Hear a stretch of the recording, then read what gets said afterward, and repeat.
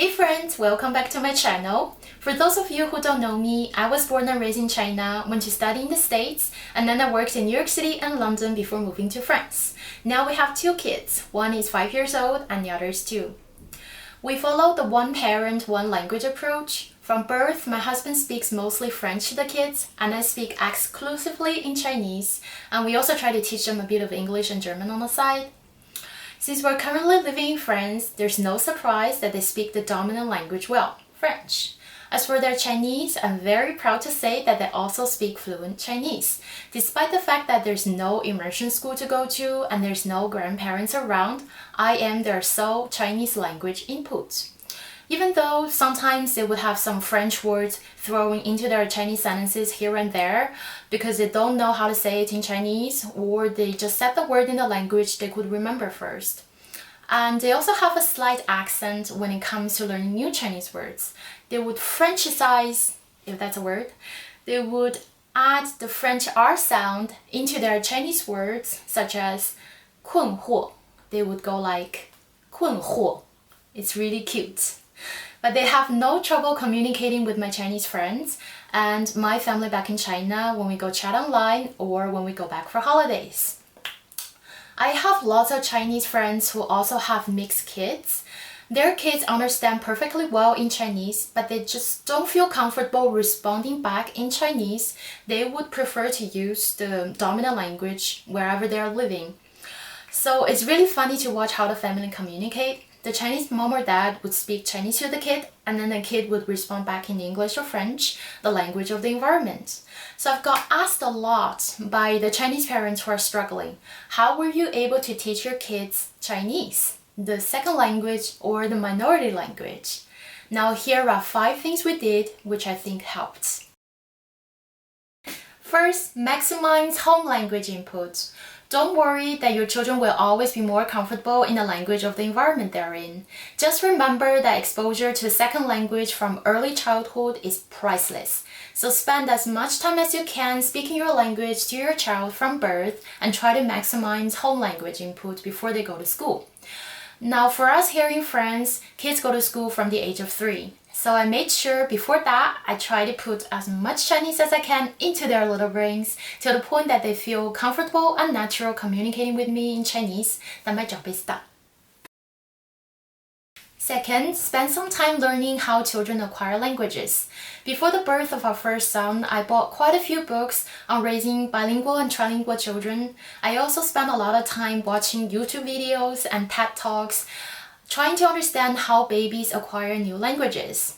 So this helped me build up my confidence in picking up popular strategies out there on raising children in more than one language, and it also backed up my belief that my children can and will speak more than 2 languages. So when people brought up doubts about speech delay or mixing of the languages, I'm not so worried because I already understand that it might be part of the process and that it works theoretically. And when I apply those theories to my own children, I see that they work, and that's all that matters. Third, 2 parents, 2 languages.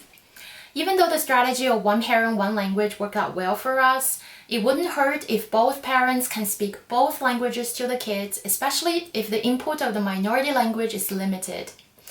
My husband understands and speaks very little Chinese, but to my surprise, he started picking up some daily conversational words I use with the kids, and I don't remember from when it became like a daily habit that he would say certain things in Chinese to them, such as 洗澡, which is shower or bath time. He usually prepared a bath for them after dinner, so he would use his most authoritative voice announcing to everyone, 洗澡, Daddy's going to run the water. It also became like a lovely surprise to the kids that Daddy can speak some Chinese too, and it's fun and useful. When one parent doesn't understand the other parent's native language, it may pose a challenge to family conversations because one parent may feel left out when the other parent is speaking to their children. So my advice, try to learn your partner's native language. At least you get the keywords or the gist of the conversation. It will help bring up your bilingual children in the long run. Fourth, language policing. After moving to France, French has become so dominant in our everyday conversations that my kids developed the habit of throwing in French words in a Chinese sentence every now and then. Oftentimes, I have to stop the conversation to correct their use of words or teach them the equivalent Chinese translations. I frequently feel like a language police, and my kids probably feel it's not fair that their mother is scolding them all the time when they speak. But this is the price I'm willing to pay to teach them to speak proper Chinese. And in retrospect, I don't think this type of interruptions in our communications did us any harm because the kids simply accepted this conversational style as part of their lives.